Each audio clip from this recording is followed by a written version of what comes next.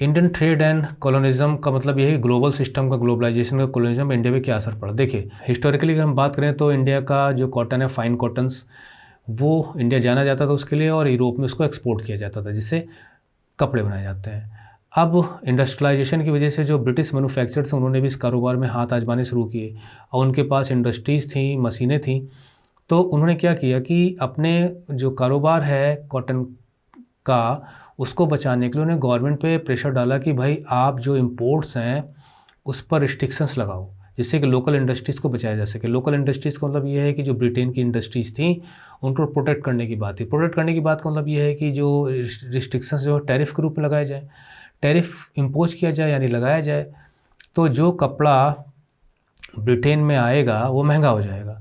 क्योंकि ये बाउंड्री है, मान लीजिए डिफरेंट कंट्रीज़ हैं, ये ब्रिटेन है, तो डिफरेंट कंट्रीज़, मान लीजिए इंडिया यहाँ पे है, तो इंडिया से जब ब्रिटेन में कपड़ा जाएगा तो ये जो बाउंड्री है ना दोनों देशों की, मतलब ब्रिटेन की, इंडिया से जब ब्रिटेन में जाएगा तो ब्रिटेन की जो बाउंड्री है, ब्रिटेन का जो कस्टम है, बॉर्डर है, वहाँ पर इस पर टैक्स लग जाएगा। तो टैक्स का मतलब होगा कुछ किसका दाम जो है बढ़ जाएगा। तो निश्चित है कि ब्रिटिश जो मैन्युफैक्चरर्स हैं उनका कपड़ा सस्ता पड़ेगा, महंगा पड़ेगा, तो कौन खरीदेगा इसको। तो एक प्रकार से इंडिया की तरफ से ब्रिटेन में जाने वाला जो एक्सपोर्ट है वो कम हो जाएगा। वही हुआ, तो नतीजा ये हुआ कि जो इनफ्लो ऑफ इंडियन कॉटन यानी भारत का जो कपास था उसका जो इनफ्लो था ब्रिटेन में जो जाता था वो कम होना शुरू हो गया। यानी ब्रिटेन को इंडिया से जो ब्रिटेन को एक्सपोर्ट होता था उसमें कमी आ गई। निश्चित है कि इससे भारत के उद्योगों पर प्रतिकूल प्रभाव पड़ा होगा। अर्ली 19th सेंचुरी की हम बात करें तो जो ब्रिटिश मैन्युफैक्चरर्स थे उन्होंने क्या किया, ओवरसीज़ मार्केट में भी कब्जा करना शुरू कर दिया अपने कपड़ों को लेके। Excluded from the British markets by tariff barriers, Indian textiles now faced stiff competition. देखिए टैरिफ बैरियर्स की वजह से जो इंडियन टेक्सटाइल्स था, यानी जो टेक्सटाइल इंडस्ट्री से जो कपड़ा बनाती थी, वो वस्त्र बनाती थी, उन्हें इंटरनेशनल मार्केट में काफ़ी ज़्यादा कंपटीशन फेस करना पड़ा टैरिफ की वजह से, जो हमने बताया। अच्छा जी, यहाँ पे जो एक्सक्लूडेड वर्ड यूज़ किया गया है वो एक्सक्लूड किया गया है अलग थलग करने वाली बात, जो ब्रिटिश टैरिफ की वजह से इंडियन जो एक्सपोर्ट थे उनको। अगर हम फिगर्स पे ध्यान दें, मतलब कुछ डेटा पे ध्यान दें, तो जो एक्सपोर्ट्स था इंडिया से वो उसमें काफ़ी स्टडी डिक्लाइन देखने को मिला, और वो जो कॉटन टेक्सटाइल में जो शेयर था इंडिया का एक समय जो बाहर जाता था देशों में, उसमें 30% की कमी आई। जो 30% था लगभग वो 1815 तक आते आते 15% पर रह गया, यानी लगभग आधा एक्सपोर्ट डिक्लाइन हो गया जो हो नहीं पा रहा था। और 1870s तक आते आते तो ये 3% के बिलो हो गया। यानी कभी 100 में से 30% इंडिया का एक्सपोर्ट हुआ करता था, वो धीरे धीरे जो डेट दी गई है ना, वो 30% से 15% पे आया और फिर 3% पे चला आया। यानी 27% जो है वो लॉस हो गया एक्सपोर्ट का। तो भारत के उद्योग पर इसका प्रतिकूल प्रभाव पड़ा, उल्टा प्रभाव पड़ा, बहुत ही ख़राब प्रभाव पड़ा। और इसके लिए जिम्मेदार थे यही जो यूरोपियन पावर्स थी। तो what then did India export, तो फिर इंडिया किस चीज़ का एक्सपोर्ट करता था, क्योंकि जब आप बाहर माल बेचोगे नहीं तो आपको पैसा कहाँ से मिलेगा। तो figures again tell a dramatic story. यहाँ ड्रामेटिक स्टोरी की बात की गई है। ड्रामेटिक स्टोरी इसलिए है कि जब आपका एक्सपोर्ट डिक्लाइन हो रहा है, जिस चीज़ के लिए भारत जाना जाता था कॉटन एक्सपोर्ट के लिए, तो जब वो डिक्लाइन होने लगा तो फिर एक्सपोर्ट फिर भी होता था। वही है ड्रामेटिक स्टोरी। क्यों, क्या एक्सपोर्ट होता था कि while exports of manufacture decline, यानी जो मैन्युफैक्चरिंग होती थी वो एक्सपोर्ट मैन्युफैक्चर। देखिए एक तो होता है कि जैसे कॉटन जो है वो कपास खेत से आया, दूसरा है उसको हमने उस पर मैन्युफैक्चरिंग की, कपड़ा बनाया।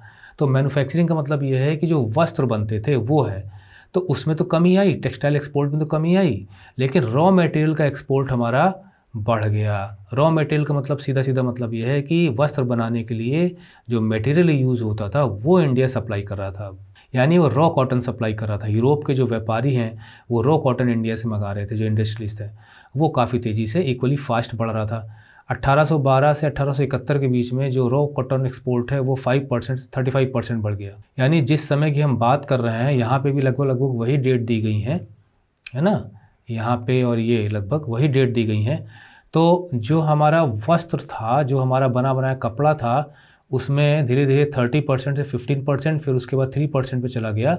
लेकिन इन्हीं फिगर को यहाँ पे एक प्रकार से कंपनसेट कर दिया गया। यहाँ पे उल्टी शुरुआत हुई, यहाँ पे 30% से 3% तक आया, लेकिन यहाँ पे जो रॉ मटेरियल था, यानी जो रॉ कॉटन था, यानी कपास जो था, जो खेतों में उगता था, वो यहाँ पर कम था पहले, यानी सिर्फ 5% था, वो बढ़कर 35% हो गया। ठीक, तो यहाँ पर कम से 35% पे आए, वहाँ पे 30% से बिलो चले गए। तो एक्सपोर्ट तो हो रहा है, ठीक है, यहाँ डिक्लाइन हो रहा है, तो यहाँ पे इंक्रीज हो रहा है। तो ये ड्रामेटिक स्टोरी है कि ऐसा ड्रामा ही कहा जाए एक प्रकार से कि रॉ सप्लाई बढ़ रही थी और मैन्युफैक्चर्ड सप्लाई कम हो रही थी। इंडिगो यूज फॉर अच्छा, इंडिगो का भी यहाँ पे भारत में खेती कराई जाती थी और उसको एक्सपोर्ट किया जाता था, तो ये भी इम्पोर्टेंट एक्सपोर्ट आइटम था। ये सब ध्यान में रखिए आप। और कई दशकों तक ऐसा रहा। अच्छा, आपने पिछले साल पढ़ा होगा कि जो ओपियम, यानी जो ओपियम अफीम की जो खेती थी चाइना को की जाती थी, जिसे पर ट्रायंगुलर ट्रेड के रूप में पढ़ा होगा ना। इसी प्रकार से जो यूरोपियन, जो इंग्लिश पावर थी, जो ईस्ट इंडिया कंपनी थी, वो भारत में इसका उत्पादन करती थी और चाइना को बेच देती थी। चाइना से जो पैसा मिलता था वो, जो मैं इसे समझा ही देता हूँ, है ना। जैसे मान लीजिए इंडिया है, ये चाइना है, ये इंग्लैंड है ना। तो जो इंग्लैंड के व्यापारी इंडिया में ओपियम की खेती करते थे, ओपियम यहाँ चाइना में स्मगल करके बेचा करते थे, ठीक है। और इससे जो पैसा मिलता था तो चाइनीज़ यहाँ से टी खरीदने में उसको यूज़ करते थे। मतलब यूरोपियंस चाइना से टी खरीदते थे और उसके पैसे के लिए यहाँ से वो अफीम की खेती करके अफीम बेचकर वो पैसे से पूर्ति कर लेते थे, क्योंकि चाइना में अफीम की डिमांड थी। इसे ट्रायंगुलर ट्रेड कहा जाता है। वही यहाँ दिया गया, पिछले क्लास में आपने पढ़ा होगा, 8th क्लास में, 9th क्लास में। तो ये 1820 1820 से ओपियम का एक्सपोर्ट बढ़ गया था और कुछ समय के लिए वो इंडिया का लार्जेस्ट एक्सपोर्ट आइटम था ओपियम। हालांकि चाइना में ओपियम मना था, लेकिन ये फिर भी गलत तरीके से, गैर कानूनी तरीके से चाइना में स्मगल होकर जाता था और इसकी खेती जो ईस्ट इंडिया कंपनी थी वो करवाती थी भारतीयों से। ब्रिटेन, अब देखिए यहाँ पूरा समझाया भी गया है कि ब्रिटेन जो है वो इंडिया में ओपियम को उगाता था, इसे चाइना को एक्सपोर्ट करता था और जो पैसा मिलता था उससे वो क्या करते थे कि अपने चाइना के ट्रेड को बैलेंस करते थे और चाइना से वो टी का ट्रेड किया करते थे। मतलब चाइना से वो टी खरीदते थे तो यूरोपियन पावर्स को, मतलब इंग्लिश कंपनी को, ईस्ट इंडिया कंपनी को पैसा देना पड़ता था चाइना को। तो पैसा देना पड़े तो पैसा कहाँ से कमाते थे? वो भारत से ओपियम को उत्पादन करके ओपियम बेच को चाइना से जो पैसा मिलता था उससे कमाते थे। तो ये भारत बहुत बड़ा रोल प्ले कर रहा था इस ग्लोबल ट्रेड में। तो देखिए 19th सेंचुरी के दौरान जो ब्रिटिश मैन्युफैक्चरर्स थे, ब्रिटेन में जो इंडस्ट्रीज लगी थी, उनमें जो माल बनता था वो पूरी इंडियन मार्केट में छा गया। ठीक उसी तरह से जैसे आजकल चाइनीज़ माल छाता चला जा रहा है इंडियन मार्केट में। Food grain and raw material exports from India to Britain and the rest of the world increase. अब भारत से फिर भी एक्सपोर्ट हो रहा था, ग्रेन का एक्सपोर्ट हो रहा था, यानी अन्न का एक्सपोर्ट हो रहा था, और जो रॉ मटेरियल्स का एक्सपोर्ट तो पहले से ही हो रहा था, तो ब्रिटेन में और रेस्ट ऑफ द वर्ल्ड में बढ़ गया। यानी ब्रिटेन ही नहीं, दुनिया भर में भारत का माल जा रहा था अन्न के रूप में, अनाज और जो रॉ मटेरियल। लेकिन जो वैल्यू थी ब्रिटिश एक्सपोर्ट्स की, जो इंडिया में होता था, वो काफ़ी ज़्यादा था then the value of British imports from India. इसका क्या मतलब समझे आप?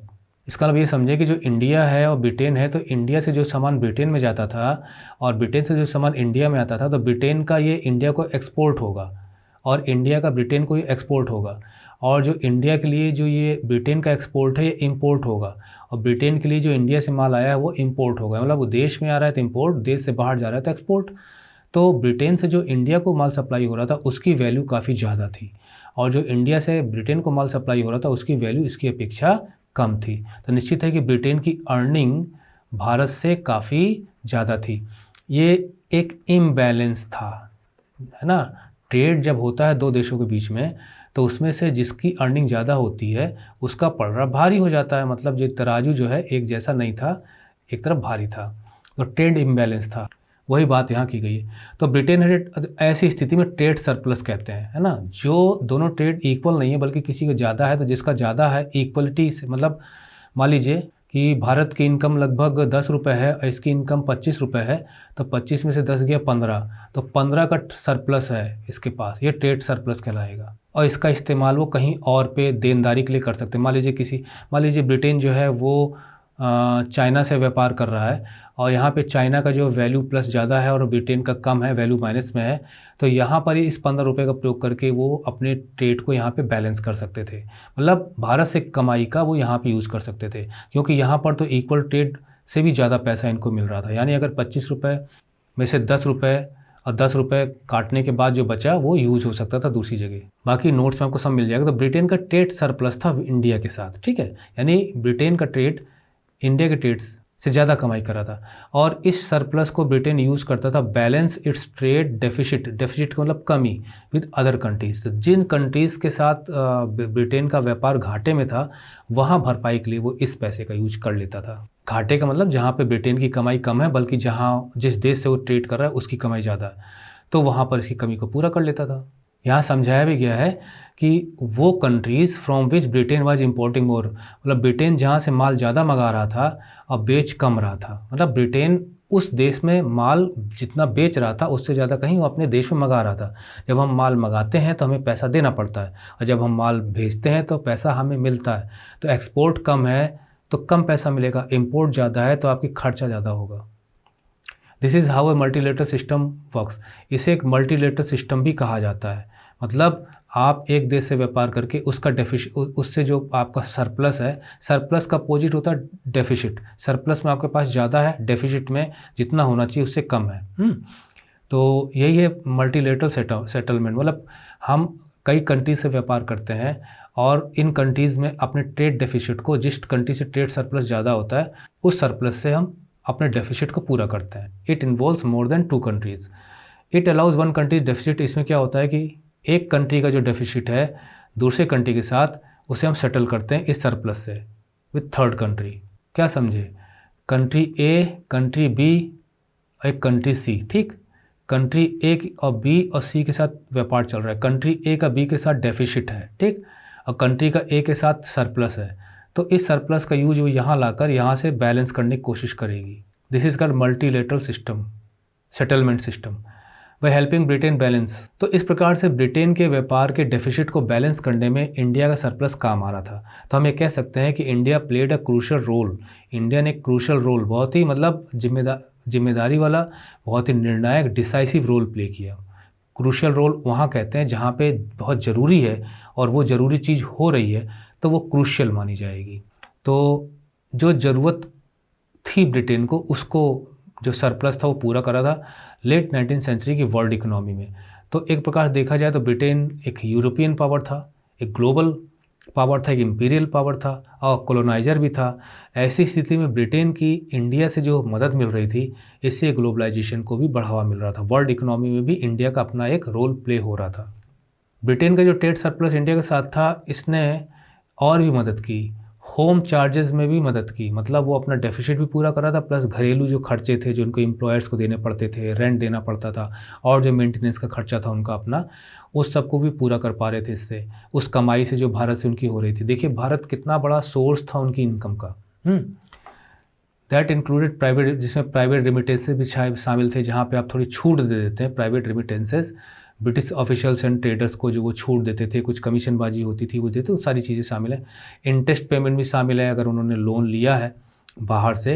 देखिए यहाँ पे इंडियाज़ एक्सटर्नल डेट लिखा है, यानी भारत के ऊपर जो कर्जा था। अब भारत में उस वक्त सरकार किसकी थी? अंग्रेज़ों की थी। तो भारत के ऊपर कर्जा किसका माना जाएगा? अंग्रेज़ों के ऊपर कर्जा माना जाएगा। तो उसको भी वो भारत के व्यापार से पूरा कर लेते थे, करने की कोशिश करते थे। एंड पेंशन्स वगैरह देनी पड़ती थी, तो वो सारे के सारे चार्जेस भी वो ट्रेड सरप्लस से पूरा कर लेते थे, यानी अच्छा खासा ट्रेड सरप्लस बनता था। ये मैप मैं आपको शुरू में समझा ही चुका हूँ, ठीक है। अब इंटर वॉर इकोनॉमी हमारा अगले ट्यूटोरियल का पार्ट होगा, जो कि एक नया टॉपिक भी है, नया सेक्शन है। तो इस ट्यूटोरियल में जो हमने पढ़ा उससे रिलेटेड क्वेश्चंस देख लेते हैं।